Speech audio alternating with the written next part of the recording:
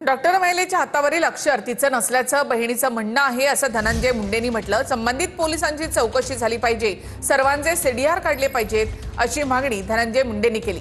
तसेच एका विशिष्ट जातीची असल्यामुळे महिला डॉक्टरला हिणवलं गेलं असं देखील धनंजय मुंडे म्हणाले।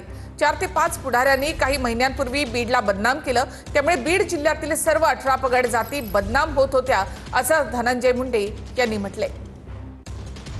आता हाताच्या बघितलं आपण, त्यांच्या बहिणीचं म्हणणं ते हस्ताक्षर त्यांचं नाहीच आहे की या दरम्यान तिथं जे पोलीस अधिकारी काम करत होते त्यांची पूर्ण चौकशी झाली पाहिजे, त्यांचे सीडीआर काढले पाहिजेत। इथं तर सरळ सरळ खासदाराच्या 2 पीएचा संबंध जोडला गेलाय।